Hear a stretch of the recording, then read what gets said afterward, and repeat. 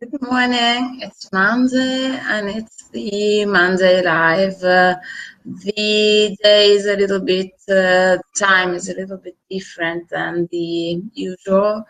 Maybe it's not going to be lasting as long as it does. Generally, it's half an hour of video SEO training every week. As most of you know,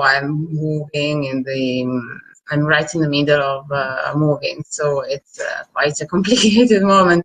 But I wanted to have some time for a little session to answer a question that have been asked, which was very interesting, and it was about the images on the pages. It was one of my clients. He asked me how important it is to have images on each of the pages. He asked about the cornerstone pages, cornerstone content pages, but generally, this is something that I would like to explain for all the pages of your content. Well, he asked specifically how important it is for breaking up the text.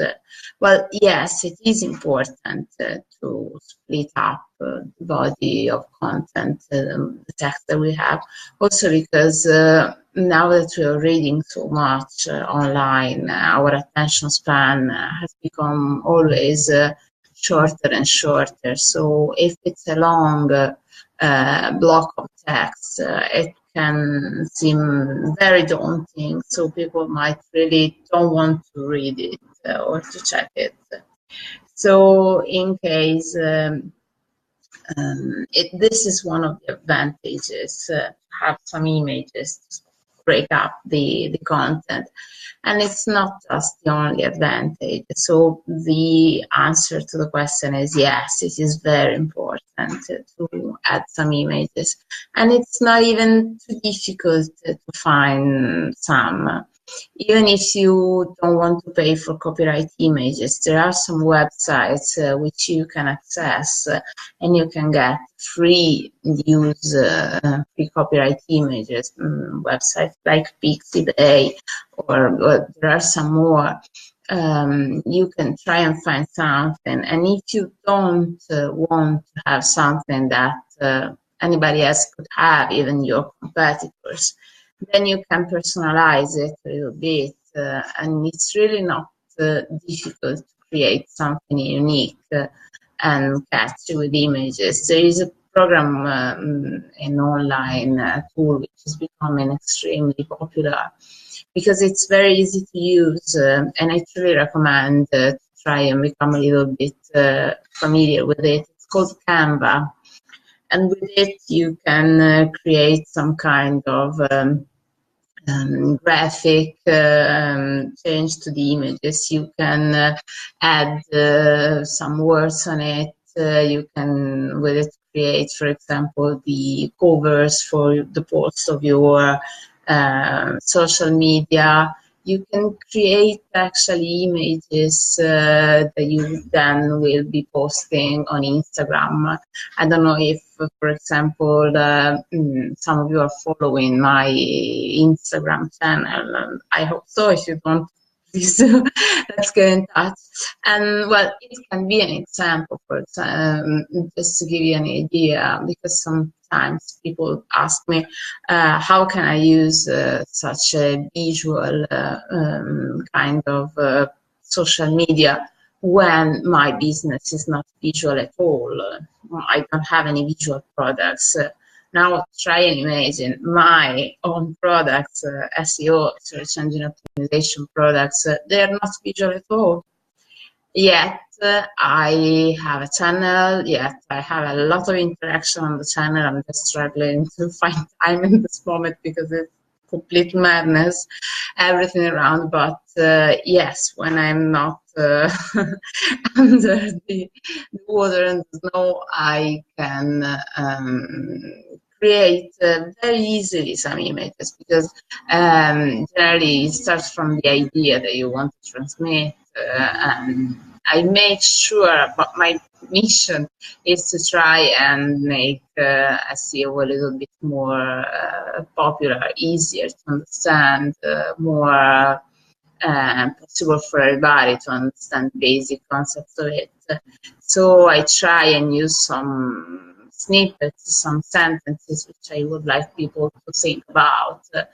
I find an image which might match the idea that the sentence conveys, and I place them together with Canva or any other. You can use Photoshop if you are good with it. It's much more complicated. You can get much more results, but just to begin with, Canva is for free, and you can use it from your mobile, from your tablet, wherever, and it's very, very easy to use. So that's one of the ways you can create images which your competitors do not have, even if you are using free images that everybody can download, like getting them from Pixabay for free. So having those images on your website to break up text can be very useful, because the attention will remain much higher.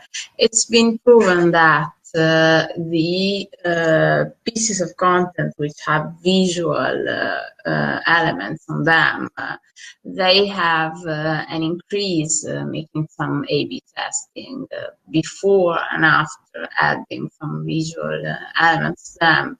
There is an increase in the number of views of the 94%. So you're not just talking about small difference, you're talking about a complete revolution of the interaction of a piece. But you can easily imagine it, because you can imagine your reaction in front of a boring only copy image, or a boring copy only page, or a page full of images, or with the right number of images which are captivating and interesting. When you use the images, try and make sure that you're not using them too big. Make sure that you're, I will link in the content of this video to the article in which I'm talking about how to optimize the images.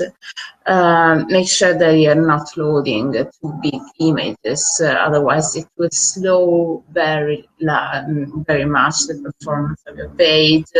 So make sure the images are the right size, they will be displayed on the page. You don't really need to upload some images which are megabytes when they are just going down to be displayed in a smaller way, and because every time they must be loaded the entire weight, and this will slow the general performance of your website. Well, also make sure that you try and optimize the image so that the keywords you want to target will be present on the image, in the alternate text, and in all those relevant parts. Well, basically, this is the answer to the question.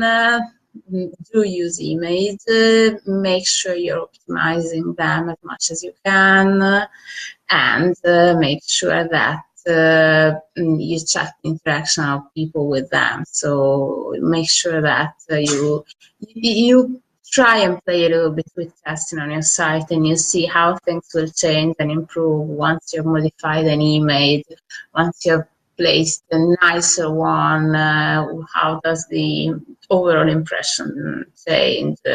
Do ask for feedback. Try and get your little tester group from somebody who is in your target audience. So basically the target audience, the social demographic slice of your target audience. So that kind of age, education, interest, and try to ask them to use your website, interact with it, ask them to perform some very simple tasks like try and book this, try and send me a contact form, try and discover how much is this, what would you do if you needed that service, and watch them on the site, because your site, you're not the best person to actually judge how is the interaction of your site, because it's yours. You will always be biased by your own knowledge of it. Instead, you need some beta users, some users who can try the site for you, test it, which do not know it at all, people who might be not particularly familiar with computers, somebody who might struggle, ask them to try from their mobile, from their tablet, and if you can, just watch what happens, just sitting next to them or standing next to them and see if they struggle in doing something. You generally, while doing this, you get very, very much surprised, because you can discover things you would have never thought of, because you would never maybe think that people struggle in doing something because it's just so obvious for you, but it may not be for others.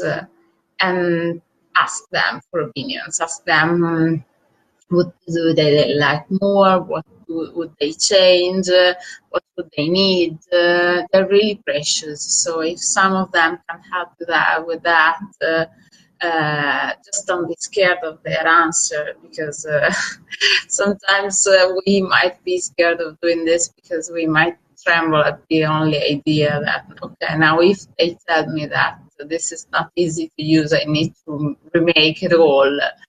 Not entirely, but you will have some very useful insight, and some things are better to be known.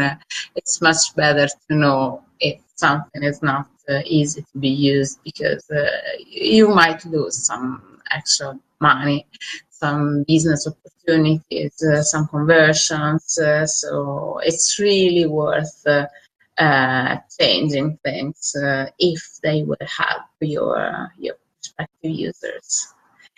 And this is it. Let me know, as always, if you liked it. Send me questions so I can give you my little explanation next time.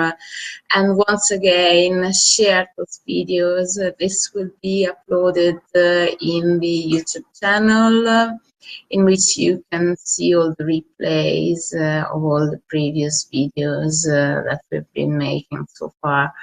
So check them whenever you like, and share them with anybody you know which might be interested in the topics of digital marketing, search engine optimization, people who have got a website, a business with an online presence, and they're not so happy and satisfied with it. Because this is all free training, this is all something that costed nothing, and it's very easy to be used and can help them understand how some stuff happens, and they might get a big help and benefit for their business. So just let them know, and you might be helping them a lot. Thank you so much. See you next week. Bye-bye.